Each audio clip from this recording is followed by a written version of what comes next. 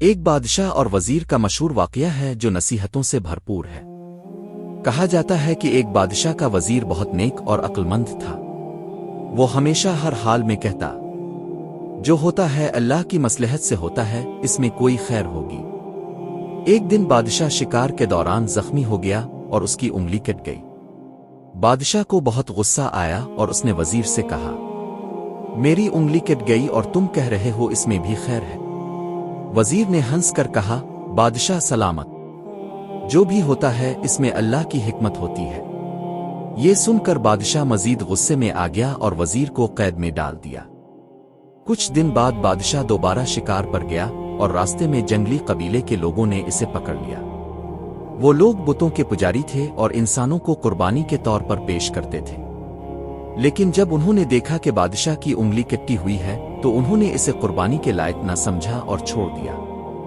بادشاہ کو فوراً وزیر کی بات یاد آئی۔ واپس آ کر اس نے وزیر کو قید سے رہا کیا اور کہا، تم بالکل ٹھیک کہتے تھے، میری انگلی کٹنے میں خیر تھی، لیکن بتاؤ تمہیں قید کرنے میں کیا خیر تھی؟ وزیر نے جواب دیا، بادشاہ سلامت، اگر میں قید نہ ہوتا تو شکار کے وقت اب کے ساتھ ہوتا اور وہ لوگ قربانی کے لیے مجھے پکڑ لیتے۔ بادشاہ وزیر کی حکمت اور صبر سے بہت متاثر ہوا اور اس کی عقل و دانش کی داد دی۔ اس نے وزیر سے کہا، تمہارا شکر گزار ہوں کہ تم نے ہمیشہ مجھے اللہ پر بھروسہ کرنا سکھایا۔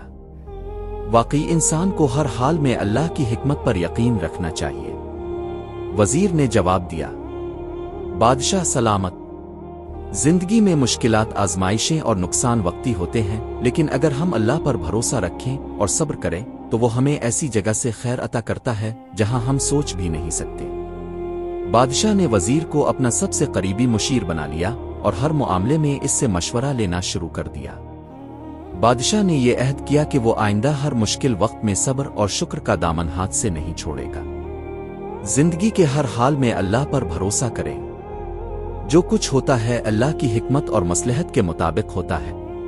مشکلات میں صبر اور نعمتوں میں شکر انسان کو بلندیوں پر پہنچاتے ہیں۔ بے شک مشکل کے ساتھ آسانی ہے۔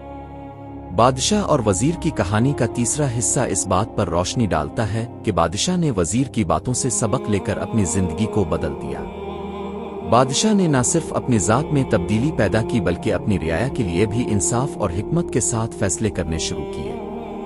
بادشاہ نے ہر حال میں اللہ پر بھروسہ کرنے اور شکر ادا کرنے کو اپنی زندگی کا اصول بنا لیا۔ اس نے اپنی رعایا سے خطاب کرتے ہوئے کہا، جو ہوتا ہے اللہ کی مرضی اور حکمت سے ہوتا ہے۔ ہمیں صبر کرنا چاہیے اور اپنی کوشش جاری رکھنی چاہیے۔ اگر ہم شکر گزار ہوں گے تو اللہ ہمیں مزید نوازے گا۔ بادشاہ نے اپنے دربار میں یہ اصول طے کیا کہ ہر معاملے میں اللہ کے احکام اور انصاف کو ترجیح دی جائے۔ اس کے فیصلوں میں حکمت اور نرمی کا پہلو نمایاں ہونے لگا۔ رعایا خوشحال ہو گئی اور بادشاہ کی بادشاہت میں برکت اور سکون کا دورہ ہو گیا۔ وزیر نے بادشاہ سے کہا، بادشاہ سلامت، اللہ تعالیٰ نے آپ کو اپنی حکمت سے یہ سبق سکھایا ہے کہ صبر، شکر اور بھروسہ ہی کامیابی کا راز ہے۔